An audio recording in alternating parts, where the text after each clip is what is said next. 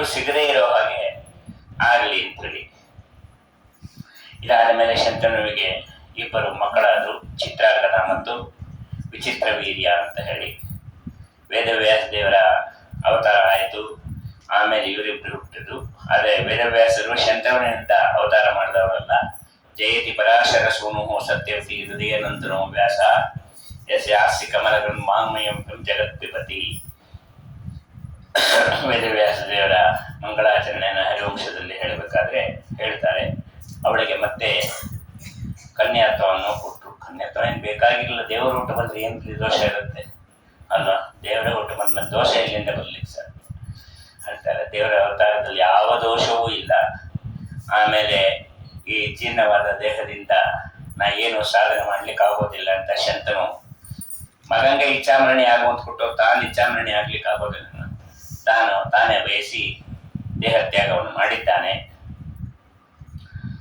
ಅನಂತರದಲ್ಲಿ ವಿಚಿತ್ರ ವೀರ್ಯ ಅತಿಸಕ್ತಾ ಸಪೋಹೀನಾ ಕಥಂಚಿತ್ ಮದುವಿಧಾ ಅನಿಶ್ಚಯ ಪೀಹಿ ಯಥಾಮೃತಾಶ್ಚಿತ್ ಚಿತ್ರಾಂಗದೋ ಅನುಜಃ. ವಿಚಿತ್ರ ವೀರ್ಯ ಕ್ಷಯರೋಗದಿಂದ ಮುಂದೆ ನರಳಿ ಸಾಯತಕ್ಕಂಥವನು. ಯಾಕೆಂದರೆ ಅತಿಸಕ್ತಾ ಕೇವಲ ವಿಷಯ ಭೋಗಗಳಲ್ಲಿ ಆಸಕ್ತಿ ಇದ್ದಿದ್ದರಿಂದ ಅವನಿಗೆ ಹಾಗೆ ಆಯಿತು. ಬರೀ ತಿನ್ನೋದು, ಉಣ್ಣೋದು, ಕಣ್ಣ ಸ್ತ್ರೀಯರ ಸಹವಾಸ ಮಾಡೋದು, ಅದನ್ನು ಹೆಮ್ಮೆ ಅಂತ ತನ್ನ ಬೆನ್ನ ತಾನೇ ತಟ್ಕೊಂಡು ಓಡಾಡೋದು, ಮತ್ತೆ ತಪೋಹೀನ ಜಪತಪ ಬ್ರಾಹ್ಮಣರಿಗೆ ಹೇಳಿದ್ದು ಅದನ್ನು ಬಿಟ್ಟು ಬಾಕಿದೆಲ್ಲ ಮಾಡಿದ್ರೆ ಕೊನೆ ಅಂತ್ಯಕಾಲದಲ್ಲಿ ಕಾಯದಿಂದ ನರಳುತ್ತಾರೆ ಅಂತ ಹೇಳಿದ್ದಾನೆ. ಹೀಗೆಲ್ಲ ಜಪತಪಗಳಿಲ್ಲದವರೆಲ್ಲ ಮುಂದೆ ನರಳಿ ಮರಣವನ್ನು ಹೊಂದುತ್ತಾರೆ ಅನ್ನೋದನ್ನ ತೋರಿಸ್ತಾನೆ. ಇದು ಸಾರ್ವಕಾಲಿಕ ಸತ್ಯವೂ ಆಗಿದೆ. ಜೀವನದಲ್ಲಿ ಮನುಷ್ಯ ಜನ್ಮ ಬಂದಾಗ ಸ್ವಲ್ಪ ಆದರೂ ನೀವೇನು ಬಂದಿದ್ದೆಲ್ಲ ದಾನ ಮಾಡಿ ಅಂತೇನು ಹೇಳೋದಿಲ್ಲ. ಸ್ವಲ್ಪ ಕಿಂಚಿತ್ತು ದಾನ ಧರ್ಮ ಆಚಾರ ವಿಚಾರ, ಇನ್ನೇ ಪ್ರತಿನಿತ್ಯ ಅಕ್ಕಿಷ್ಟಿ ಹಚ್ಕೊಂಡು ಮಡಿಲೇ ಮಾಡ್ಕೊಂಡು ತಿನ್ನಿ ಅಂತಲ್ಲ. ಮಾಡಿದ್ದ ಅಡುಗೆನ ಕೃಷ್ಣಾರ್ಪಣ ಅಂದ್ಬಿಟ್ಟು ತಿನ್ನೋದಾದ್ರು ಸ್ವಲ್ಪ ಬುದ್ಧಿ ಇಟ್ಕೊಂಡಿದ್ರು ಎಷ್ಟೋ ಉದ್ಧಾರ ಆಗ್ತೀವಿ. ಯಾಕೆಂದ್ರೆ ನಾವು ಮೈಲಿಗೆಲ್ಲ ಅಡುಗೆ ಮಾಡಿದ್ದು ಕೃಷ್ಣಂಗೆ ಮುಂಗಪ್ಪ ಸಮರ್ಪಣೆ ಮಾಡೋದು. 4 ದಿವಸ ನೀವು ಕೃಷ್ಣಾರ್ಪಣನೇ 5ನೇ ಅವನೇ ವ್ಯವಸ್ಥೆ ಮಾಡಿಕೊಡ್ತೀನಿ ಅಂತ ಹೇಳಿದ್ದಾನೆ ಮಡಿಲಿ ಮಾಡಿಕೊಡ್ಲಿಕ್ಕೆ. ನಾವು ಅದು ಮಾಡ್ತಾ ಇಲ್ಲ ಅಷ್ಟೇ. ಆ ರೀತಿಯಲ್ಲಿ ಭೀಷ್ಮಾಚಾರ್ಯರು ಚಿತ್ರಾಂಗದನಿಗೆ ರಾಜ್ಯಾಭಿಷೇಕ ಮಾಡಿಸಿದ್ದಾರೆ. ಇವನ ಕರ್ಮಕ್ಕೆ ಏನಾಯ್ತು, ಚಿತ್ರಾಂಗದ ರಾಜ ಆಗಿದ್ದ. ಅಷ್ಟೊತ್ತಿಗೆ ಇನ್ನೊಬ್ಬ ಚಿತ್ರಾಂಗದ ಅಂತ ಗಂಧರ್ವ ಬಂದ. ಅವನು ಬಂದು ನೋಡಿ, ಇಬ್ರು ಚಿತ್ರಾಂಗದ ಇರ್ಬೋದು, ಇಲ್ಲ ನಾನಿರ್ಬೇಕು ಇಲ್ಲ ನೀನಿರ್ಬೇಕು, ನಿನ್ನ ಹೆಸರು ನನಗೆ ಬಿಟ್ಟುಕೊಟ್ಬಿಡು, ನೀ ಬೇರೆ ಹೆಸರು ಇಟ್ಕೊ ಅಂತ. ಇವನು ಕೇಳಲಿಲ್ಲ. ಯುದ್ಧ ಮಾಡೋಣ ಅಂತಂದ. ಯುದ್ಧ ಮಾಡಿ ಅವನು ಮೃತನಾದ ನಂತರದಲ್ಲಿ ಅವನು ಮದುವೆ ಇಲ್ಲದೆ ಅವನು ದೇವರ ಸಂಕಲ್ಪ ಹಾಗೆ ಸತ್ಯವತಿ ಅಪ್ಪಯ್ಯನಿಂದ ನನ್ನ ಮಗಳಲ್ಲಿ ಹುಟ್ಟತಕ್ಕಂತಹ ಮಕ್ಕಳಿಗೆ ರಾಜ್ಯಾಭಿಷೇಕ ಮಾಡಬೇಕು ಅಂತ ಎಲ್ಲ ಆಗಲೇ ಇಲ್ಲ. ಕೊನೆ ಇವನು ಸತ್ತ. ಅನಂತರದಲ್ಲಿ ಇನ್ನೊಬ್ಬ ವಿಚಿತ್ರ ವೀರ್ಯ ಅವನ್ನ ಕೂಡಿಸಿದ್ದಾರೆ. ಅವನು ಸದಾ ಅಧರ್ಮದಲ್ಲೇ ಇದ್ದವನು. ಅವನ ನೆಪಕ್ಕೆ ರಾಜ್ಯದಲ್ಲಿ ಕೂಡಿಸಿ ಭೀಷ್ಮಾಚಾರ್ಯರು ಎಲ್ಲವನ್ನು ನೋಡ್ಕೋತಾ ಇದ್ರು. ಈ ಕಾಶಿರಾಜನ ಒಂದು ಅರಮನೆ ಸ್ವಯಂವರ ನಡೀತಾ ಇತ್ತು. ಭೀಷ್ಮಾಚಾರ್ಯರು ಅಲ್ಲಿಗೆ ಹೋಗಿದ್ದಾರೆ. ಅಂಬಿಕಾ ಅಂಬಾಲಿಕಾ ಈ 3 ಜನರನ್ನು ಯುದ್ಧವನ್ನು ಮಾಡಿ ತನ್ನ ತಮ್ಮನಿಗೆ ಬೇಕು ಅಂತ ಭೀಷ್ಮಾಚಾರ್ಯರು ಬಂದಿದ್ದಾರೆ. ಭೀಷ್ಮಾಚಾರ್ಯರು ಬಂದಂದ್ರೆ ಎಲ್ಲರೂ ಸೈಲೆಂಟ್ ಆಗಿ ಹೋಗ್ಬಿಡ್ತಿದ್ದಂತೆ. ಯಾರು ಯುದ್ಧ ಗಿದ್ದ ಏನು, ಯಾಕೆಂದ್ರೆ ಅವರೇ ಗೆಲ್ಲೋದಂತ ಎಲ್ರಿಗೂ ಗೊತ್ತಿತ್ತು. ಹಾಗಾಗಿ ಇರ್ತಾ ಇದ್ರು. ಪಾಣಿಗ್ರಹಣ ಕಾಲ ಇತ್ತು. ಬ್ರಹ್ಮದತ್ತಸ್ಯ ವೀರ್ಯವಾನ್ ವಿಚಿತ್ತಂ ಸಾಲ್ವರಾಜಂ ಸಮೇತಾನ್ ಕ್ಷತ್ರಿಯಾನಪಿ. ಅಲ್ಲಿ ಏನ್ ಮಾಡಿದ್ರು, ಬ್ರಹ್ಮದತ್ತನ ವಿವಾಹ ಕಾಲದಲ್ಲಿ ಸಾಲ್ವರಾಜ ಮತ್ತು ಅಲ್ಲಿದ್ದ ಎಲ್ಲ ಕ್ಷತ್ರಿಯರನ್ನಾಗಿದ್ದು 3 ಜನ ಕರ್ಕೊಂಡು ಬಂದಿದ್ದಾರೆ. ಕ್ಷತ್ರಿಯರಲ್ಲಿ ಇದು ಧರ್ಮನೇ. ಎಷ್ಟು ಜನ ಹೆಣ್ಮಕ್ಳನ್ನು ಬೇಕಾದ್ರೂ ಅವರು ಮದುವೆ ಆಗಬಹುದು. ಹಾಗಾಗಿ ಅದು ಧರ್ಮ ಇತ್ತು. ಅಂಬಿಕಾ ಮತ್ತು ಅಂಬಾಲಿಕಾ ಜೊತೆಯಲ್ಲಿ ವಿಚಿತ್ರ ವೀರ್ಯನಿಗೆ ವಿವಾಹ ಆಯಿತು. ಈ ಅಂಬೆ ಏನಂದ್ಲು, ನಾನು ಕಾಶಿರಾಜನನ್ನ ಪ್ರೀತಿ ಮಾಡ್ತಾ ಇದ್ದೀನಿ, ಹಾಗಾಗಿ ಇವನ ಜೊತೆ ಮದುವೆ ಆಗೋದಿಲ್ಲ ಅಂದ್ಬಿಟ್ಲು. ಯಾಕೆಂದ್ರೆ ಅವಳು ಗೊತ್ತಿತ್ತು ತಾನು ದೇವತೆ ಅಂತ. ಹಾಗಾಗಿ ದೇವತೆಗಳು ಮನುಷ್ಯರ ಜೊತೆ ವಿವಾಹ ಆಗೋದಿಲ್ಲ. ಹಾಗಾಗಿ ಅದನ್ನು ತಪ್ಪಿಸ್ಕೊಳ್ಳಿಕ್ಕೋಸ್ಕರವಾಗಿ ಹಾಗೆ ಅಂದಿದ್ಲು. ಅವಳು ದಿನಾಮಕ ವಸುನ ನಿಯತ ಪತ್ನಿ. ಸರಿ, ಅವಳು ಇನ್ನೊಬ್ಬನ ಮದುವೆ ಆಗೋಗಿಲ್ಲ. ಸರಿ, ಏನ್ ಮಾಡೋದು? ಭೀಷ್ಮಾಚಾರ್ಯರಿಂದ ಅಲ್ಲಿಂದ ತಪ್ಪಿಸ್ಕೊಂಡು ಹೋಗಬೇಕು ಅಂತ ಹೇಳಿ ಸಾಲ್ವನನ್ನ ಮದುವೆ ಮಾಡ್ಕೊಡ್ಬೇಕು ಅಂತ ಬಂದ್ಲು. ಸಾಲ್ವ, ನೀನು ನನ್ನ ಮದುವೆ ಆಗು, ಇನ್ಯಾರೋ ಬಿಟ್ಟಿದ್ದನ್ನು ನಾನು ಮದುವೆ ಮಾಡ್ಕೊಳ್ಳೋ ಅರ್ಹತೆ ಇಲ್ಲ, ಅವಶ್ಯಕತೆ ಇಲ್ಲ, ನಾನು ಮಾಡ್ಕೊಳ್ಳೋದಿಲ್ಲ ಅಂತಂದ. ಅವಳಿಗೂ ಅದೇ ಬೇಕಾಗಿದ್ದು, ಬೇಕಾಗಿರ್ಲಿಲ್ಲ. ಆದರೂ ಸಹ ಸುಮ್ಮನೆ ಕೇಳಿ, ತೇನಾಪಿ ಸಂಪ್ರೀತಿಸಿದೆ ಪಾರಮೇಷ್ಟಿ ಪುನಃ ಭೀಷ್ಮ ಮಹಾಪತನೋ ಗೃಹಾತ್ ಪ್ರಯಾತು ಮಾಪಿ ಭಾತವಂ. ಭೀಷ್ಮನಿಗೆ ಹೇಳಿದ್ಲು, ನೀ ಹೇಳ್ಕೊಂಬಂದಿದ್ದಿ ನನ್ನನ್ನ, ಅಲ್ಲಿ ಸಾಲ್ವ ಆಗೋದಿಲ್ಲ ಅಂದ್ಬಿಟ್ಟ. ನಾನೇನೋ ಸಾಲ್ವ ಆಗತ್ತೆ ಅನ್ಕೊಂಡೆ, ಆಗಲಿಲ್ಲ. ಹಾಗಾಗಿ ನೀ ಏನು ಮಾಡ್ತೀನಿ, ನೀನೇ ನನ್ನ ಮದುವೆ ಆಗು ಅಂತಂದು. ಇಲ್ಲ, ನಾನು ಪ್ರತಿಜ್ಞೆ ಮಾಡಿದ್ದೀನಿ, ಆಜೀವನ ಪರ್ಯಂತ ಬ್ರಹ್ಮಚಾರ್ಯ ಫಲಪಾಲನೆ ಮಾಡ್ತೀನಿ ಅಂತ. ಮದುವೆ ಆಗೋದಿಲ್ಲ. ಸರಿ, ಮಾಡ್ತೀನಿ ತಡಿ ನಿನಗೆ. ಸೀದಾ ಪರಶುರಾಮ ದೇವರ ಹತ್ರ ಹೋಗಿ ಪರಶುರಾಮ ದೇವರಿಗೆ, ಸ್ವಾಮಿ, ಎರಡರಲ್ಲೂ ಒಂದು ತೀರ್ಮಾನ ಮಾಡಿ, ಒಂದ ನಿಮ್ಮ ಶಿಷ್ಯನಿಗೆ ಹೇಳಿ ಅವನ ಜೊತೆ ನನಗೆ ಲಗ್ನ ಮಾಡಿಸಿ, ಇಲ್ಲ ಅವನ ಜೊತೆ ಯುದ್ಧ ಮಾಡಿ ಅವನ್ನ ಕೊಂದಾದ್ರೂ ಕೊಲ್ಲಿ ಅಂತ. ಸರಿ, ಪರಶುರಾಮ ದೇವರು ಭೀಷ್ಮಾಚಾರ್ಯರು ಯುದ್ಧ ಮಾಡಿದ್ರು. ಯುದ್ಧ ಮಾಡಿ ಮಹಾಭಾರತದಲ್ಲಿ ಪರಶುರಾಮ ದೇವರು ಸೋತ್ರು ಅಂತಾನೆ ಇದೆ. ಇಲ್ಲಿ ಹೇಳಿದೆ, ಅನಂತ ಶಕ್ತಿ ಇರುತ್ತೆ ಸನ್ ಭೀಷ್ಮಂ ಜಗಾನ. ಅನಂತ ಶಕ್ತಿ ಇರತಕ್ಕಂಥ ಪರಮಾತ್ಮ ಯಾರ್ಯಾಕೆ ಸೋಲ್ತಾನೆ. ಆದ್ರೆ ಇಲ್ಲಿ ಭೀಷ್ಮಾಚಾರ್ಯನ ಏನೂ ಮಾಡಲಿಲ್ವಂತೆ, ಕೊಲ್ಲಲೂ ಇಲ್ಲ. ಯಾಕೆಂದ್ರೆ ಅಂಬೆಯನ್ನ ಸ್ವೀಕರಿಸುವಂತ ಹೇಳಲೂ ಇಲ್ಲ ಭೀಷ್ಮಾಚಾರ್ಯರಿಗೆ. ಭೀಷ್ಮರ ಮೇಲಿನ ಕರುಣೆ, ಅವರ ಪ್ರತಿಜ್ಞೆ ನೆರವೇರಬೇಕು ಅನ್ನತಕ್ಕಂತಹ ದೀಕ್ಷೆ ಇವ್ರಿಗೂ ಇತ್ತು. ಹಾಗಾಗಿ ಏನು ಹೇಳಲಿಲ್ಲ. ಅಲ್ಲ, ಅವನ ಪ್ರತಿಜ್ಞೆ ನೆರವೇರಲಿ ಅಂತ ಇವಳಿಗೆ ರಕ್ಷಣೆ ಮಾಡ್ತೀನಿ ಅಂತ ಹೇಳಿದ್ನಲ್ಲ ಭಗವಂತ, ಅದು ತಪ್ಪದಾಗ ಆಗ್ಲಿಲ್ವಾ? ಅನಂತ ಶಕ್ತಿ ಸಕಲಾಂತರಾತ್ಮ ಎಸ್ ಸರ್ವವಿತ್ ಸರ್ವವಶಿ ಸರ್ವಜಿತ್. ಆಚಾರ್ಯರು ಅಂತಾರೆ, ಸರ್ವಶಕ್ತಿ, ಜಗತ್ತನ್ನು ಇರೋರೆಲ್ಲ ಶಕ್ತಿಯನ್ನು ಕೊಡತಕ್ಕಂತಹ ದೇವರು ಅವನು. ಅನಂತ ಶಕ್ತಿ, ಸಕಲಾಂತರಾತ್ಮ, ಎಲ್ಲರ ಅಂತರ್ಯಾಮಿಯಾಗಿದ್ದಾನೆ. ಸರ್ವವಿತ್ತು, ಯಾರು ಬಂದು ನನಗೆ ತೊಂದರೆ ಇದೆ, ಅದಿದೆ ಇದಿದೆ ಏನು ಹೇಳ್ಕೋಬೇಕಾಗಿಲ್ಲ. ನಾವೆದ್ರು ಹೋಗಿ ನಿಂತ್ರೆ ನಮ್ಗೇನು ಕಷ್ಟ ಅಂತ ಅವನಿಗೆ ಅರ್ಥ ಆಗತ್ತೆ. ಅವನ ಮುಂದೆ ಹೋಗಿ ಇವತ್ತು ನಾವೆಲ್ಲ ಕೈ ಮುಗಿ ಕೇಳ್ಕೊಳ್ತಾ ಇದ್ವಿ, ಅದು ಕೊಡು, ಇದು ಕೊಡು, ಅದು ಇದು. ನಮ್ಮನ್ನು ನೋಡಿದ್ರೆ ಅವನಿಗೆ ಗೊತ್ತದ ನಮ್ಗೇನು ಕೊಡಬೇಕು ಬಿಡಬೇಕು. ಅಂತಹ ಭಗವಂತ ಎಲ್ಲವನ್ನ ತನ್ನ ವಶದಲ್ಲಿ ಇಟ್ಕೊಂಡವನು, ಎಲ್ಲನೂ ಗೆದ್ದ ಭಗವಂತನಿಗೆ ಸಮಾನ ಯಾರು ಇರೋದಿಲ್ಲ. ಆದ್ರೆ ಏನ್ ಮಾಡ್ದ ಅಂತಂದ್ರೆ, ಇಲ್ಲಿ ಭೀಷ್ಮಂ ಸ್ವಭಕ್ತಂ ಯಶ ವಾಸಪೂರ್ವಂ, ತನ್ನ ಭಕ್ತನಾದ ಭೀಷ್ಮನಿಗೆ ಕೀರ್ತಿ ಕೊಡ್ಬೇಕು ಅನ್ನೋದಕ್ಕೋಸ್ಕರವಾಗಿ, ಅಸುರರಿಗೆ ಮೋಹವನ್ನು ಉಂಟು ಮಾಡೋದಕ್ಕೋಸ್ಕರವಾಗಿ ಸೋತಂತೆ ನಟನೆಯನ್ನ ಮಾಡಿದ್ದಾನೆ. ಪರಶುರಾಮನನ್ನ ಸೋಲಿಸ್ಬಿಟ್ರು ಭೀಷ್ಮಾಚಾರ್ಯರು. ಒಳ್ಳೇದಾಯ್ತು, ಪರಶುರಾಮ ನಾನೇ ದೇವರು ಅಂತ ಓಡಾಡ್ಕೊಂಡಿದ್ದ, ಒಬ್ಬರಲ್ಲೂ ಸೋಲಿಸೋರಿದ್ದಾರೆ ಅಂತ ದೈತ್ಯರಿಗೆಲ್ಲ ಬಹಳ ಸಂತೋಷ ಆಯ್ತು. ಜಿತೈವ ಭೀಷ್ಮ ಜಗಾನದೇವೋ ವಾಚಾಮಶಾಂ ಸತ್ಯ ಅಕರೋ ಸತಸ್ಯ. ಭೀಷ್ಮರ ಪ್ರತಿಜ್ಞೆನ, ಅವರ ಮಾತನ್ನ ಸತ್ಯ ಮಾಡಲಿಕ್ಕೆ ಸೋತಂತೆ ನಟನೆ ಮಾಡ್ದ. ಇದಾದ್ಮೇಲೆ ಅವಳಿಗೆ ಕೊಟ್ಟ ಮಾತು ಉಳಿತಲ್ಲ, ನಿನ್ನ ರಕ್ಷಣೆ ಮಾಡ್ತೀನಿ ಅಂತ. ಯಾಕೆಂದ್ರೆ ಅಂಬೆ ಶರಣಾಗತಳಾಗಿ ಬಂದಿದ್ದಾಳೆ. ಶರಣಾಗತರಾದವ್ರನ್ನ ರಕ್ಷಣೆ ಮಾಡೋದೇ ಭಗವಂತನ ನಿಯಮ. ಅವಳನ್ನ ರಕ್ಷಣೆ ಮಾಡಬೇಕಾಗಿತ್ತು, ಅದು ದೇವರ ಕರ್ತವ್ಯ. ರಕ್ಷಣೆ ಮಾಡಬೇಕು ಅಂತಂದ್ರೆ ಭೀಷ್ಮರನ್ನ ಸೋಲಿಸ್ಬೇಕಾ ಅಥವಾ ಭೀಷ್ಮರಿಗೆ ವಿವಾಹನ ಮಾಡಿಸ್ಬೇಕಾಗಿತ್ತು? ಎರಡೂ ಮಾಡಲಿಲ್ಲ.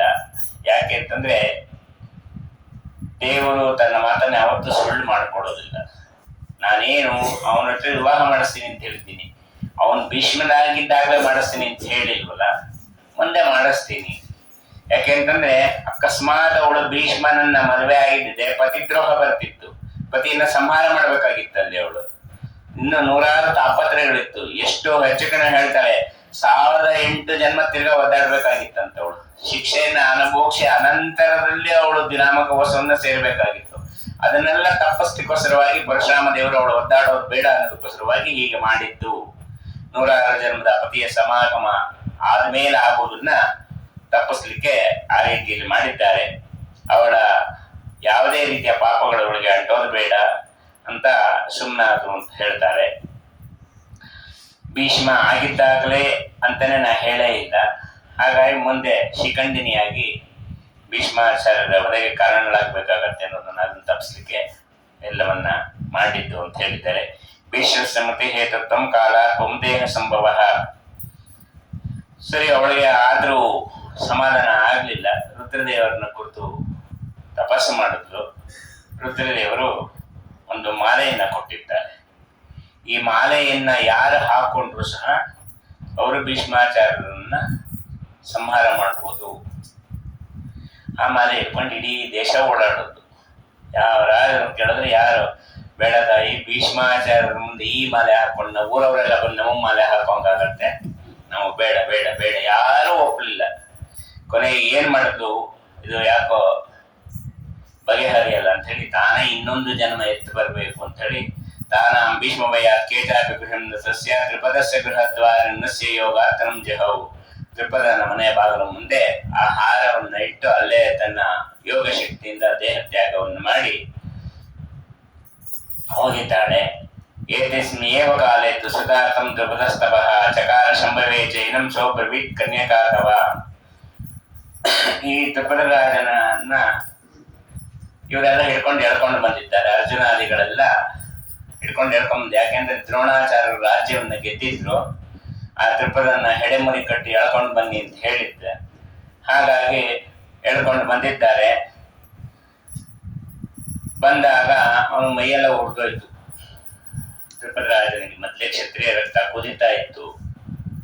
ಅಲ್ಲ, ನಾವು ಓದ್ಬೇಕಾದ್ರೆ ಅರ್ಧ ರಾಜ್ಯ ನಂದು, ಅರ್ಧ ರಾಜ್ಯ ನಿಂದು ಅಂತ ಹೇಳ್ಬಿಟ್ಟು ಒಂದು ಹಸು ಕೇಳಿದ್ದಕ್ಕೆ ಎಷ್ಟಾಡಿದಿ ನೀನು, ನೀಚ ನೀನು.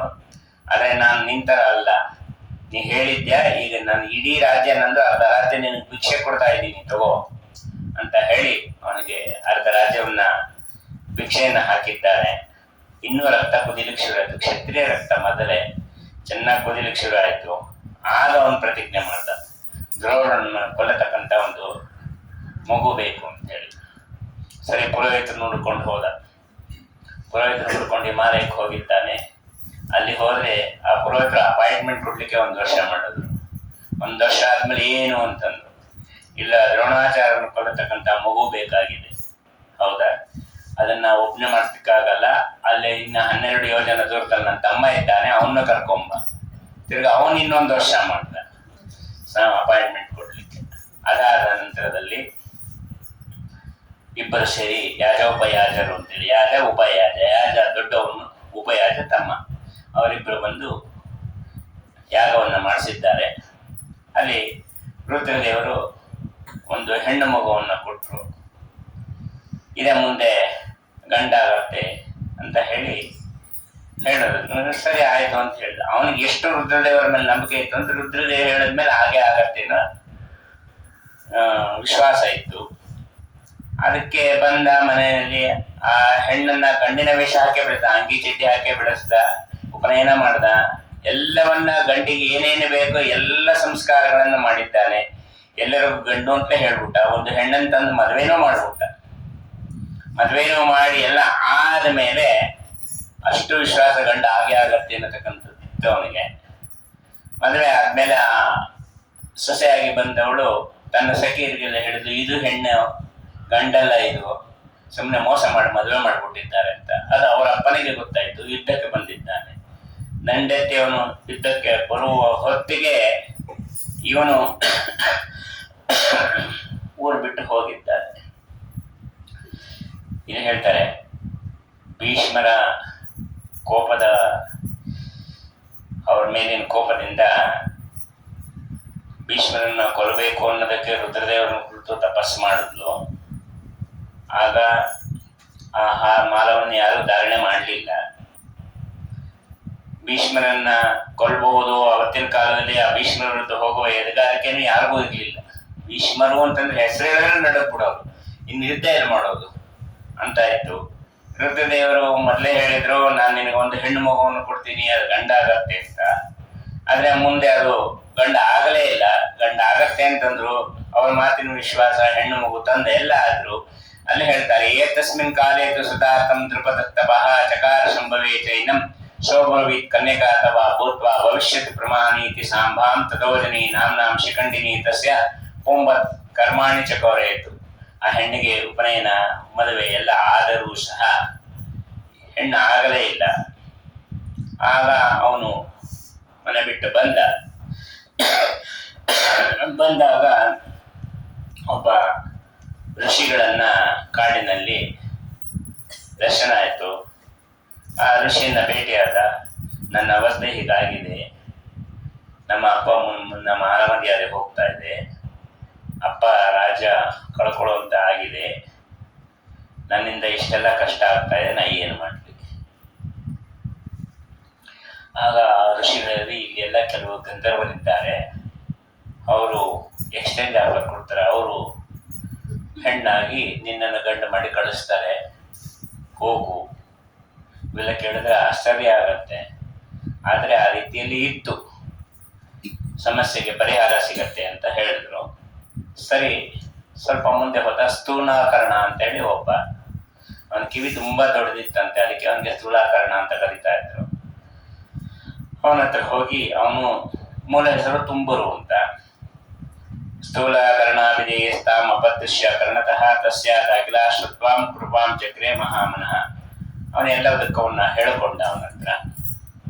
ಹೀಗಾಗಿದೆ ನಮ್ಮ ಅಪ್ಪನ ನನ್ನ ಪರಿಸ್ಥಿತಿ, ನಿಮಗೆ ನನ್ನನ್ನು ಪುರುಷನ ಮಾಡೋ ಸಾಮರ್ಥ್ಯ ಇದೆಯಂತೆ, ದಯಮಾಡಿ ನೀವು ನನ್ನನ್ನು ಕೆಲವು ದಿವಸಗಳ ಮಟ್ಟಿಗೆ ನನ್ನನ್ನು ಪುರುಷನನ್ನಾಗಿ ಮಾಡಿ.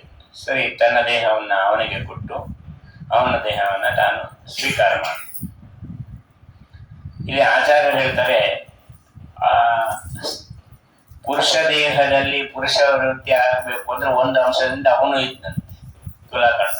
ಇಲ್ಲಾಂದ್ರೆ ಅವನು ಪುರುಷನಂತೆ ನಡ್ಕೊಳಕ್ಕಾಗಲ್ಲ, ಹೆಣ್ಣಿನ ಸ್ವಭಾವ ಬಂದ್ಬಿಡತ್ತೆ ಅನ್ನೋದಕ್ಕೋಸ್ಕರವಾಗಿ ಇಲ್ಲಿ ಹೇಳ್ತಾರೆ, ಆ ಶಿಖಂಡಿನಿ ಪುರುಷ ಆಗ್ಬೇಕಾಗಿತ್ತಲ್ಲ, ಅದಕ್ಕೋಸ್ಕರವಾಗಿ ಆ ಪುರುಷ ಆಗ್ಲಿಕ್ಕೆ ಒಂದು ಅಂಶದಿಂದ ತಾನು ಅಲ್ಲೇ ಇದ್ದ. ಶಾಸ್ತ್ರದಲ್ಲಿ ಹೇಳ್ತಾರೆ,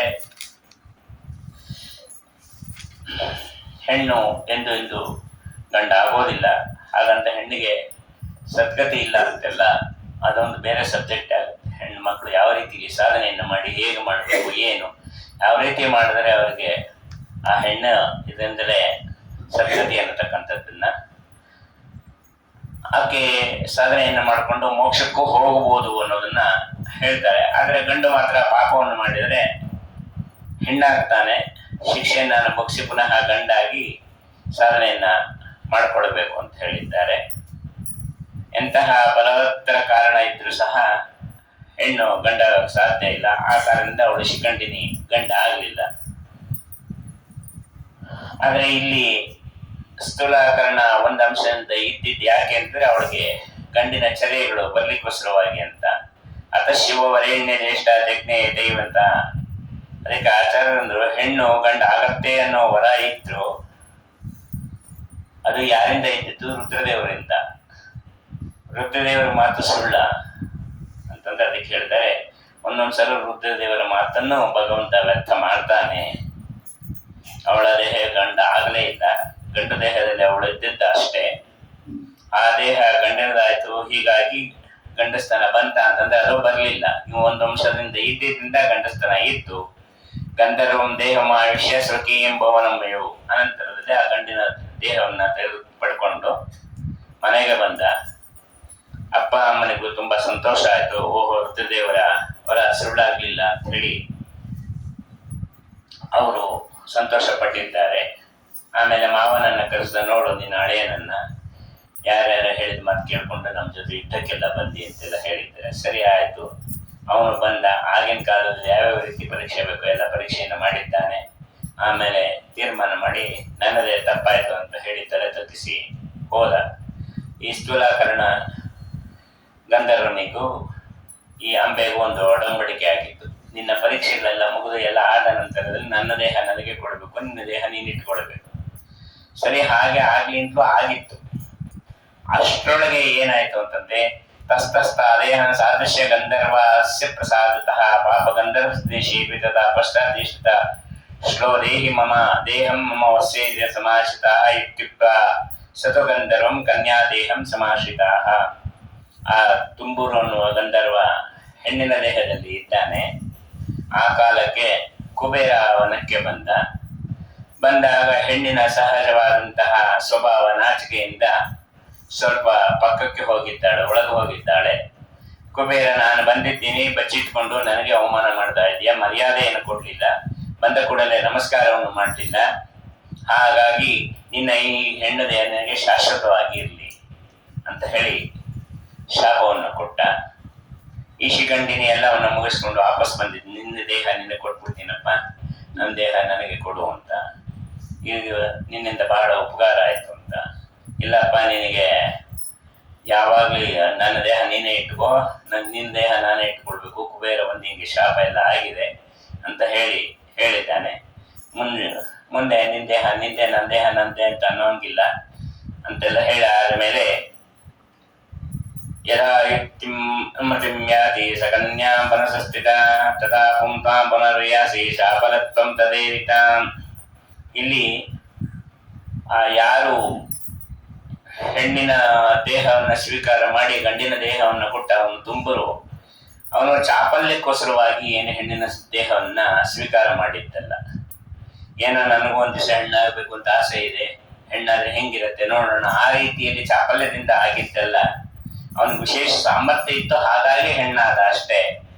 ಆನಂತರದಲ್ಲಿ ಶಂತನುವಿನ ಮಗ ವಿಚಿತ್ರ ವೀರ್ಯ, ಅವನು ಮರಣವನ್ನು ಹೊಂದಿಬಿಟ್ಟ. ಯಾಕೆಂದ್ರೆ ತುಂಬಾ ಕಾಮುಕಾಗಿದ್ದ, ಸದಾ ಸ್ತ್ರೀಯರ ಜೊತೆಲಿದ್ದಿಂದ ರೋಗಗ್ರಸ್ತನಾಗಿ ಕ್ಷಯರೋಗ ಬಂದು ಮರಣವನ್ನು ಹೊಂದಿದ್ದಾನೆ. ಈ ಕಡೆ ಮಕ್ಕಳೇ ಆಗಿರ್ಲಿಲ್ಲ. ಆಗ ಸತ್ಯವತಿ ಕುರುವಂಶ ನಿಂತೋಗುತ್ತಲ್ಲ ಅಂತ ಚಿಂತೆಯನ್ನು ಮಾಡ್ತಾ ಇದ್ದಾಳೆ. ಭೀಷ್ಮರನ್ನ ಕೇಳ್ಕೊಂಡ್ಲು, ದಯಮಾಡಿ ನೀನು ಲಗ್ನ ಆಗುವಂತ, ವಂಶ ಮುಂದುವರಿಯತ್ತಪ್ಪ ಅಂತ. ಇಲ್ಲ, ಅಪ್ಪನಿಗೆ ಕೊಟ್ಟ ಮಾತನ್ನ ಎಂದೂ ಮೀರೋದಿಲ್ಲ, ಅಪ್ಪ ಹೋದ ಅಂತ ಇವತ್ತು ಮಾತು ಮೀರೋದ, ಇದು ನನ್ನಿಂದ ಸಾಧ್ಯ ಇಲ್ಲ, ಮತ್ತೇನ್ ಮಾಡೋದು. ಆಗ ಸತ್ಯವತಿ ವೇದವ್ಯಾಸ ದೇವರನ್ನ ಸ್ಮರಣೆಯನ್ನು ಮಾಡಿದ್ದಾಳೆ. ವೇದವ್ಯಾಸ ದೇವರು ಬಂದು, ಆವಿರ್ಬಭೂಷ ಜಗಜ್ಜನಿತೋ ಜನಾರ್ದನೋ ಜನ್ಮ ಜರಾಭಯಾಪಹಾಹ. ಇಲ್ಲ, ಆಚಾರ್ಯರು ಹೇಳುವಾಗಲೇ ಹೇಳ್ತಾ ಇದ್ದಾರೆ. ವೇದವ್ಯಾಸ ದೇವರ ಬಗ್ಗೆ ಹೇಳ್ಬೇಕಾದ್ರೆ, ಜಗತ್ತಿಗೆ ಜನ್ಮವನ್ನ ಕೊಡತಕ್ಕಂತಹ ಜನನ ಮರಣವಿಲ್ಲದ ವೇದವ್ಯಾಸ ದೇವರು ಅಂತ.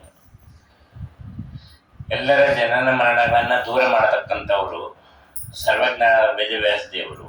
ಅಂತಹ ಮಗನನ್ನ ತಾಯಿಯಾದ ಸತ್ಯವತಿ ಉಪಚಾರವನ್ನು ಮಾಡಿದ್ದಾಳೆ.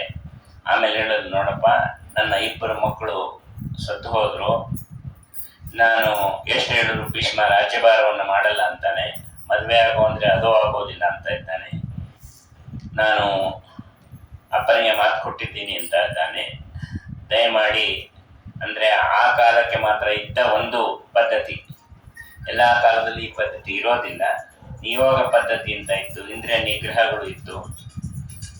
ಒಂದು ವೇಳೆ ತಮ್ಮ ಹೆಂಡತಿಗೆ ಮಕ್ಕಳಾಗದಿದ್ದಾಗ ಹಿರಿಯ ಅಣ್ಣಂದರಿಂದ ಬಿಡತಕ್ಕಂತಹ ಒಂದು ನಿಯೋಗ ಯೋಗ. ಈಗ ಕಾಲ ವ್ಯತ್ಯಾಸ ಆದಾಗ, ಮನುಷ್ಯ ತಿನ್ನುವ ಆಹಾರದಲ್ಲಿ ಭಾವನೆಗಳು ಎಲ್ಲ ವ್ಯತ್ಯಾಸ ಆದಾಗ ಅದನ್ನ ಬಿಟ್ಟಿದ್ದಾರೆ.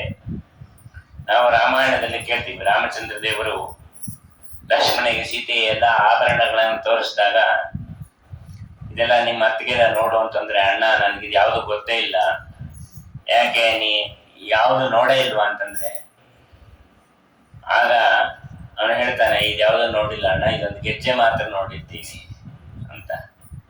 ಇದೇ ಹಿಂಗೆ ಗೊತ್ತಾಯ್ತು ಅಂದ್ರೆ, ಪ್ರತಿನಿತ್ಯ ನಮಸ್ಕಾರ ಮಾಡ್ತಾ ಇದ್ದೆ, ಹಾಗಾಗಿ ಗೊತ್ತಾಯ್ತು. ಅಲ್ಲಿ ಹೇಳ್ತಾರೆ, ನಾಹಂ ಜಾನಾಮಿ ಕೇಯೂರಂ ನಾಹಂ ಮಕರ ಕುಂಡಲೆ ಕೇವಲಂ ನೂಪುರಂ ಪ್ರಜಾನಾಮಿ. ಕೇಯೂರವನ್ನು ನಾನು ನೋಡಿಲ್ಲ, ಅವಳ ಮಕರ ಕುಂಡಲಗಳನ್ನು ನಾನು ನೋಡಿಲ್ಲ, ಕೇವಲ ಅವಳ ನೂಪುರ ಅಂದ್ರೆ ಗೆಜ್ಜೆಯಿಂದ ಮಾತ್ರ ನಾನು ನೋಡಿದ್ದೀನಿ. ಇದು ತಿಳಿಸೋದೇನಂದ್ರೆ, ಅತ್ತಿಗೆ ಎಂದೂ ಮುಖ ಎತ್ತಿ ನೋಡಿಲ್ಲ ಅವನು. ಅಂದ್ರೆ ಅತ್ತಿಗೆ ಅಂತಂದ್ರೆ ಎಷ್ಟು ಪ್ರಾಮಾಣಿಕವಾಗಿರ್ಬೇಕು, ಎಷ್ಟು ಬ್ರಹ್ಮಚರ್ಯ ಇತ್ತು ಅವರಲ್ಲಿ. ತೀರಾ ಇಷ್ಟೆಲ್ಲ ಈಗಿನ ಕಾಲಕ್ಕೆ ಮಾಡ್ಲಿಕ್ಕೆ ಆಗೋದಿಲ್ಲ. ಹೌದಲ್ಲ, ಮಖ ನೋಡೋದಿಲ್ಲ, ಅದು ಇದು ಅಂತಂದ್ರೆ ಆಗೋದಿಲ್ಲ, ನಾಟಕ ಅನ್ಕೊಳ್ತಾರೆ ಜನ. ಹಾಗಾಗಿ ಅಷ್ಟೆಲ್ಲ ಮಾಡ್ಬಿಡು, ಕಡೆ ಪಕ್ಷ ಕೆಟ್ಟ ಭಾವನೆಯಿಂದ ನೋಡೋದನ್ನಾದ್ರೂ ಬಿಡು ಅನ್ನೋದನ್ನು ತಿಳಿಸ್ಲಿಕ್ಕೋಸ್ಕರವಾಗಿ ಇಷ್ಟೆಲ್ಲ ಹೇಳಿದ್ದಾರೆ. ಮಾತೃ ಪರಧಾರಾಣಿ, ತಾಯಿಯಂತೆ ಬೇರೆಯ ಪರಸ್ತ್ರೀಯರನ್ನ ನೋಡು ಅಂತ ಹೇಳಿದ್ದಾರೆ. ಈ ಬ್ರಹ್ಮಣ್ಯ ತೀರ್ಥರ ಕಾಲದಲ್ಲಿ ಈ ಕುಮಾರರಾಮ ಅಂತ ಈ ಮಣ್ಣೂರು ದೇವಸ್ಥಾನ ಇದೆಯಲ್ಲ, ಅಲ್ಲಿ ಒಂದು ಅರಮನೆ ಇದೆ. ಅಲ್ಲಿ ರಾಜ ಆಗಿದ್ದ ಅವನು ಕುಮಾರರಾಮ ಅಂತ ಹೇಳಿ. ಅವನಿಗೆ ಹೆಂಡತಿ ಸತ್ತೋಗಿದ್ಲು, ಮಗ ಇದ್ದ, ಒಬ್ಬ ಮಗ. ಅವನು ಯೌವನ ಇತ್ತು ಅವನಿಗೆ. ಆದರೆ ಇವನು ವಯೋವೃದ್ಧನಾದರೂ ಸಹ ಇನ್ನೊಂದು ಮದುವೆ ಮಾಡ್ಕೋಬೇಕು ಅಂತ ಅಪೇಕ್ಷೆ ಆಯಿತು. ಸಣ್ಣ ವಯಸ್ಸಿನ ಹುಡುಗಿಯನ್ನು ಮದುವೆ ಮಾಡಿಕೊಂಡು ಬಂದಿದ್ದಾನೆ. ಅವಳಿಗೆ ಈ ಮಗನ ಮೇಲೆ ಅಭಿಮಾನ ಜಾಸ್ತಿ ಆಯಿತು, ಕಾಮನೆ ಜಾಸ್ತಿ ಆಯಿತು. ಹಿರಿಯ ಮಗ ಆದರೂ ಸಹ ಅವನು ಹೇಳ್ದ, ಅಮ್ಮ ನೀ ಏನೇ ಆದರೂ ತಾಯಿಯೇ ಸ್ಥಾನವೇ ಕೊಟ್ಟಿದ್ದೀನಿ ನಿನಗೆ, ಆ ರೀತಿಯಲ್ಲೆಲ್ಲ ನೀನು ನೋಡಬಾರ್ದು ಅಂತಂದ್ರೆ. ಆದರೂ ಅವಳು ಬಿಡ್ಲಿಲ್ಲ ತನ್ನ ಕಾಮನೆಯನ್ನ. ಹಾಗೆ ಅಂತ ಇದ್ಲು. ಒಂದ್ ದಿವಸ ರಾಜನಿಗೆ ಗೊತ್ತಾಯ್ತು, ಶಿಕ್ಷೆ ಕೊಡಬೇಕು ಅಂತ ಹೇಳಿ ವಿಚಾರವನ್ನು ಮಾಡಿದ್ದಾನೆ. ಅಷ್ಟೊಂದು ಕರೆಕ್ಟಾಗಿ ಇವಳೇನ್ ಮಾಡ್ಬಿಟ್ಲು, ಎಲ್ಲರನ್ನು ಸಭೆ ಸೇರಿಸಿದಾಗ ಉಲ್ಟಾ ಹೊಡೆದ್ಬಿಟ್ಲು. ನಾನು ತಾಯಿ ಸ್ಥಾನದಲ್ಲೇ ಇದ್ದು ನೋಡ್ಕೊಳ್ತಾ ಇದ್ದೀನಿ, ಅವನೇ ನನ್ನನ್ನ ಕೆಟ್ಟ ದೃಷ್ಟಿಯಿಂದ ನೋಡ್ತಾ ಇದ್ದಾನೆ ಅಂತ. ಹೆಂಡತಿ ಮೇಲಿನ ಪ್ರೀತಿ, ಅವಳ ಮಾತನ್ನ ನಂಬದ ಆ ಕುಮಾರರಾಮ ಏನ್ ಮಾಡ್ದ, ತನ್ನ ಮಗನ 2 ಕಾಲನ್ನ ತುಂಡು ಮಾಡಿ ಬಿಸಾಡ್ಬಿಟ್ಟ. ಊರಾಚೆ ಹಾಕಾಯ್ತು. ಆ ಸಮಯಕ್ಕೆ ಸರಿಯಾಗಿ ಬ್ರಹ್ಮಣ್ಯ ತೀರ್ಥರು ಬಂದಿದ್ದಾರೆ ಆ ಊರಿಗೆ. ಬಂದಾಗ ಅಪ್ಪನ ಕಡೆಯವರಲ್ಲ, ಮಗನ ಒಂದಷ್ಟು ಜನ ಹಿಂಬಾಲಕರು ಮಗನ ಸಲುವಾಗಿ ಸ್ವಾಮಿಗಳನ್ನ ಕರೆಸಿದ್ದಾರೆ ರಾಜ್ಯಕ್ಕೆ, ನೀವು ಬರಬೇಕು. ಸರಿ, ಬಂದರು. ಬಂದ ಮೇಲೆ ಹೇಳಿದ್ದಾರೆ, ಹೀಗೆ ರಾಜ ಹೆಂಡತಿ ಮೇಲಿನ ಪ್ರೀತಿಯಿಂದ ಮಗನ ಕಾಲನ್ನ ಕತ್ತರಿಸ್ಬಿಟ್ಟಿದ್ದಾನೆ, ನೀವು ಮಂತ್ರಾಕ್ಷರ ಕೊಟ್ಟರೆ ಸರಿ ಹೋಗುತ್ತಂತ. ಅವರೇ ನೋಡಿದ್ರು, ಅಲ್ಲೇ ಪಕ್ಕದಲ್ಲಿದ್ದಂಥ ಒಂದಷ್ಟು ಮಣ್ಣು ತೆಗೆದುಕೊಟ್ರು. ಪ್ರತಿ ದಿವಸ ಇದು ಕಾಲಿಗೆ ಹಚ್ಚಿ ಅಂತ. ದೇವರು ಚಿತ್ತಕ್ಕೆ ಬಂದಂತೆ ಆಗತ್ತೆ ಅಂತ ಹೇಳಿ ಹೊರಟು ಕೊಟ್ರು. ಇವರು 6 ತಿಂಗಳ ಕಾಲ ಒಂದೂ ದಿವಸ ಬಿಡದೆ ದಿನ ಹಚ್ಚುತ್ತಾ ಬಂದ್ರೆ ಕಾಲು ಚಿಗುರುತ್ತಂತೆ. ಕಾಲು ಮೊಳಕೆ ಹೊಡೆದು ಚೆನ್ನಾಗಿ ಕಾಲು. ಆನಂತರ ಇನ್ನು 6 ತಿಂಗಳಿಗೆ ನಡ್ಕೊಂಡು ಬಂದು ಅವನೇ ಸ್ವಾಮಿಗಳಿಗೆ ನಮಸ್ಕಾರವನ್ನು ಮಾಡಿ ಪೂಜೆ ಎಲ್ಲ ಮಾಡಿ ಹೋದ ಅಂತ ಹೇಳ್ತಾರೆ. ಹಾಗಾಗಿ ಇಲ್ಲಿ ಏನಂತಂದ್ರೆ, ನಾವು ನೋಡೋ ರೀತಿಯಲ್ಲಿ ನಾವು ನಮ್ಮನ್ನ ರಕ್ಷಣೆಯನ್ನ ಮಾಡ್ಕೊಳ್ಳೋ ರೀತಿ ಯಾವುದು ಅನ್ನೋದಕ್ಕೆ ಹೇಳ್ಕೊಡ್ತಾರೆ. ಹಿರಣ್ಯ ಅವನನ್ನ ಭೋಗ ಮಾಡ್ದ ಹಾಗೆಲ್ಲ ಅನ್ಕೊಳ್ಳದೆ, ಭೋಗಕ್ಕಾಗಿ ಜೀವನ ಆಗಿನದ್ದು ಇರ್ಲಿಲ್ಲ. ಆಗ ಅಂತಹ ಭಾವನೆಗಳು ಇರ್ತಾಗ್ಲಿಲ್ಲ. ಅತ್ತಿಗೆ ಮುಖವನ್ನ ಜೀವನದಲ್ಲಿ ನೋಡ್ಲಿಲ್ಲ, ಬರೀ ನಮಸ್ಕಾರ ಮಾಡಿದೆ ಅಂತಕ್ಕಂಥ ಯೋಗ್ಯತೆ, ಎಂತ ದೊಡ್ಡ ಯೋಗ್ಯತೆ ಇರೋರು ಮಾಡತಕ್ಕಂಥದ್ದು. ಇನ್ನ ಅಂತರದಲ್ಲಿ ದೇವರು ಅವರನ್ನ ಸ್ಪರ್ಶವನ್ನ ಮಾಡಿ ಭಗವಂತ ಅನುರೇಣು ತೃಣಕಾಷ್ಟ ಪರಿಪೂರ್ಣ ಗೋವಿಂದ ಅಂತ ಹೇಳೋದಲ್ಲ, ವೇದವ್ಯಾಸ ರೂಪದಿಂದ ಇದ್ದಾನೆ. ಈಗ ಅವರಿಗೆ ಮಕ್ಕಳನ್ನ ಕೊಡಬೇಕು ಅಂದ್ರೆ ಅವರಲ್ಲಿ ವೇದವ್ಯಾಸ ದೇವರಾದ್ಮೇಲೆ ಅವರಲ್ಲಿ ಲಕ್ಷ್ಮೀ ಸ್ವರೂಪ ಬರಲೇಬೇಕಲ್ಲ. ಲಕ್ಷ್ಮೀ ಸ್ವರೂಪ ಇಲ್ಲಿ ಹೇಗೆ ಮಕ್ಕಳನ್ನ ಕೊಡ್ತಾನೆ? ಅವ್ರು ನನ್ನ ಮುಟ್ಟಕ್ಕಾದ್ರೂ ಬೇಕಲ್ಲ. ಈಗ ವಿಚಿತ್ರ ವೀರ್ಯನ ಅಥವಾ ಚಿತ್ರಾಂಗದನ ಹೆಂಡತಿ ವಿಚಿತ್ರ ಇವ್ರುಗಳು ಮುಟ್ಟಬೇಕಲ್ಲ. ಮುಟ್ಟೋದಕ್ಕೆ ಏನ್ ಮಾಡ್ಬೇಕು? ಸರಿ, ಅದಕ್ಕೆ ಭಗವಂತ ಹೇಳ್ದ, ಒಂದು ಕೆಲಸ ಮಾಡ್ಲಿ, ಇವರು 1 ವರ್ಷ ಕಾಲ ವ್ರತವನ್ನ ಮಾಡ್ಲಿ, ಅನಂತರದಲ್ಲಿ ನಾನು ಅವರಿಗೆ ಅನುಗ್ರಹವನ್ನು ಮಾಡ್ತೀನಿ. ಋತೆ ರಮಾಂಗಂ ಸಂಗಯೋನಂಗ ಅನೇವ ಸುಲಕ್ಷ್ಮೀ. ಸರಿ, ಹಾಗೆ ಆಗಲಿ. ತಥಾಪಿ ವಾಕ್ಯ ಮಹತ್ವಂ ಕರಿಷ್ಯೆ ಸಾಂವತ್ಸರಂ ಚರತೋರತಮ್ಮೆ. ತಾಯಿಯ ಮಾತನ್ನು ಕೇಳಿದ್ದೆ, ಎದುರಾಡದೆ ಪ್ರತಿ ವಿಷ್ಣು ಪಂಚಕ ವ್ರತವನ್ನ ಮಾಡಿದ್ದಾರೆ. ವ್ರತವನ್ನು ಮಾಡಿದ ನಂತರದಲ್ಲಿ ವೇದವ್ಯಾಸ ದೇವರು ಹೇಳಿದ್ರು, ಆ ವ್ರತವನ್ನು ಮಾಡಿದ್ರೆ ಲಕ್ಷ್ಮೀ ಸನ್ನಿಧಾನ ಹೆಣ್ಣು ಮಕ್ಕಳಲ್ಲಿ ವಿಶೇಷವಾಗಿ ಬರುತ್ತೆ ಅಂತ. ಸರಿ, ಹಾಗೆ ಆಗಲಿ ಅಂತ ಹೇಳಿ ಮಾಡಿದ್ದಾರೆ. ವ್ರತ ಎಲ್ಲ ಮುಗಿದ ನಂತರ ಸಾಕೂತ ದೇಹತಾಚ ವೈಷ್ಣವ ವ್ರತಾನ್ಮುಕ್ತ ಸಾಪ್ನೋತು ಸ್ವತಂ ವೃಷ್ಣು ಮಿತಿರಿತೆ ರಾಷ್ಟ್ರಮೋಪೈತಿ ನಾಶಂ ಮಿತಿ ಬ್ರುವಂತಿ ಪುನಃ ವರವಸ್ಯಾಮಂ. ಅಷ್ಟಾಗೋರ್ಗೂ ರಾಜ್ಯ ಹಾಳಾಗೋಗುತ್ತಲ್ಲ, ದೇಶಕ್ಕೆ ಏನನ್ನು ಮಾಡ್ಬೇಕು. ಅದಕ್ಕೆ ಅವರು ಆಗಿ ಮಕ್ಕಳಾಗಿ ಆ ಮಕ್ಕಳು ದೊಡ್ಡವರಾಗೋವರೆಗೂ ರಾಜ್ಯ ಹಾಳಾಗದೇ ಇರುವಂತೆ ನಾನು ರಕ್ಷಣೆಯನ್ನು ಮಾಡ್ತೀನಿ. ಸರಿ, ಹಾಗೆ ಆಗಲಿ ಅಂತ ಹೇಳಿ ಎಲ್ಲ ಆಯಿತು. ಆಮೇಲೆ 1 ವರ್ಷ ವ್ರತವು ಮುಗಿದಿದೆ. ಆಗ ವೇದವ್ಯಾಸ ದೇವರು ಹೇಳಿದ್ರು, ನೋಡು, ವಾಸ್ತವಿಕವಾಗಿ ನಂದು ಸೌಮ್ಯ ರೂಪ, ನಾನು ಸೌಮ್ಯ ರೂಪದಿಂದ ಇರೋನು. ಆದ್ರೆ ನಿನ್ನ ಸೊಸೆಯರಿಗೆ ಭಯಂಕರವಾದ ರೂಪವನ್ನ ತೋರಿಸ್ತೇನೆ. ಆ ರೂಪವನ್ನ ನೋಡಿ ಸಹಿಸೋದಾದ್ರೆ ಒಳ್ಳೆ ಮಕ್ಕಳಾಗ್ತದೆ, ಇಲ್ಲ ಅಂದ್ರೆ ಇಲ್ಲ. ಸರಿ ಆಗ್ಲಿ ಅಂತ ಹೇಳು. ಯಾಕೆಂದ್ರೆ ರಾಜ್ಯಭಾರ ಮಾಡ್ಬೇಕು ಅಂದ್ರೆ ಬಲ ಇರಬೇಕು, ವೀರ್ಯ ಇರಬೇಕು, ಪರಾಕ್ರಮ ಇರಬೇಕು, ಎಲ್ಲ ಇರೋ ಮಕ್ಕಳು ಬೇಕು. ಸರಿ ಆಯ್ತು ಅಂತಂದು 1 ವರ್ಷ ಮುಗಿದ್ಮೇಲೆ ಮೊದಲು ಅಂಬಿಕಾನ ಕಳಿಸಿದ್ದಾಳೆ. ಅವಳು ವೇದವ್ಯಾಸರ ರೂಪವನ್ನು ನೋಡಿ ಕಣ್ಣು ಮುಚ್ಕೊಂಡ್ಬಿಟ್ರು. ಕಣ್ಣೇ ಬಿಡ್ಲಿಲ್ಲ, ಭಯ ಆಗೋಯ್ತು. ಆಗ ಕೋಪನು ಬಂದಿದೆ ಅವಳಿಗೆ, ನೋಡ್ಲಿಕ್ಕೆ ಆಗ್ಲಿಲ್ಲ ಅಂತ. ದೇವರನ್ನ ನೋಡೋ ಯೋಗ್ಯತೆ ಇಲ್ಲದೆ ಇರತಕ್ಕಂತಹ ಒಂದು ದಿವ್ಯಂ ದದಾಮಿ ಚಾಕ್ಷು, ದೇವರನ್ನು ನೋಡ್ಬೇಕಾದ್ರೆ ಈ ಕಣ್ಣಿಂದ ಸಾಧ್ಯವೂ ಇಲ್ಲ. ಆದರೂ ಸಹ ಬೇರೆ ಚಕ್ಷು ಬೇಕು. ಆದರೂ ಸಹ ಅವಳು ಕಣ್ಣು ಮುಚ್ಚಿದಿಂದ ಹುಟ್ಟಿದ ಮಗುವೇ ಧೃತರಾಷ್ಟ್ರ. ಆ ಧೃತರಾಷ್ಟ್ರ ಗಂಧರ್ವ ರಾಜ, ವಾಯುವಿನ ಆವೇಶ ಮೂಲ ರೂಪದಲ್ಲಿ ಇರತಕ್ಕಂಥದ್ದು. ಅವನು ಮೂಲ ರೂಪದಲ್ಲೂ ಧೃತರಾಷ್ಟ್ರ ಅನ್ನತಕ್ಕಂಥ ಗಂಧರ್ವನೇ ಆಗಿದ್ದ. ವಾಯುದೇವರ ಆವೇಶದಿಂದ ಒಳ್ಳೆ ಬಲ ಇತ್ತು. ಆದರೆ ರಾಜ್ಯ ಹೇಗೆ ಆಳ್ಲಿಕ್ಕಾಗತ್ತೆ? ಕಣ್ಣಿಲ್ದಿದ್ದವನು ಇದ್ದವನ್ನ ಏನು ಮಾಡ್ತಾನೆ? ಏನು ಮಾಡ್ಲಿ? ಅಲ್ಲಪ್ಪ, ಕಣ್ಣು ನೆಟ್ಟಿಗಿರೋ ಇನ್ನೊಂದು ಮಗು ಕೊಡು ಅಂತ. ಸರಿ, ಅಂಬಾಲಿಕ ನೀವು ಹೋಗು ಈ ಸಲ. ಅಂಬಾಲಿಕ ಹೋಗಿದ್ದಾಳೆ. ಅವಳು ಕಣ್ಣು ಮುಚ್ಚಲಿಲ್ಲ, ಪೂರ್ತಿ ದೇಹ ಪೂರ್ತಿ ಬಿಳಿಸ್ಕೊಂಡು ಹೊರಟೋಯ್ತು ಅವಳಿಗೆ. ನೋಡ್ಬಿಡ್ಲಿ, ಆಗ ಹುಟ್ಟಿದವನೇ ಪಾಂಡುರಾಜ. ಆ ಪಾಂಡುರಾಜನನ್ನ ಎತ್ಕೊಳ್ಳಿ. ಅವನಲ್ಲೂ ವಾಯುದೇವರ ಆವೇಶ ಇತ್ತು. ಒಳ್ಳೆ ಅಸ್ತ್ರ ಶಸ್ತ್ರ ವಿದ್ಯೆ ಎಲ್ಲ ಚೆನ್ನಾಗಿ ಕಲ್ತ. ಇವನು ಯಾಕೋ ತುಂಬ ಬೆಳಗಿದ್ದಾನೆ, ಇದು ಸರಿಯಾದ ಇನ್ನೊಂದು ಸರಿಯಾದ ಕೂಸನ್ನು ಕೊಡು ಅಂತ ಸತ್ಯವತಿ ಪ್ರಾರ್ಥನೆ ಮಾಡಿದ್ದಾಳೆ. ಸರಿ ಅಂದ್ರು.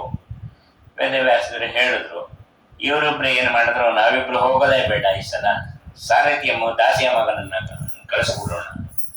ಸರಿ, ಏನ್ ಮಾಡಿದ್ರು ಇವರು? ಹೋಗ್ಲಿ, ದಾಸಿ ಮಗಳು ಒಬ್ಳಿದ್ಲು, ಆ ದಾಸಿಯನ್ನು ಕಳಿಸಿದ್ದಾಳೆ. ಅವನು ಯಮಧರ್ಮರಾಜ. ಬಿತ್ತಂದ್ರೆ ಜ್ಞಾನ, ಅದರಲ್ಲೇ ಇರ್ತಾನಾದ್ರಿಂದ ವಿದುರನ ಅವತಾರ ಆಗ ಆಗಿರತಕ್ಕಂಥದ್ದು. ಈಗ ದಾಸಿ ಮಗನಾಗಿ ಹುಟ್ಟಿದ ಅನ್ನೋದಕ್ಕೆ ಇನ್ನೊಂದು ಕಥೆಯನ್ನು ಹೇಳ್ತಾರೆ.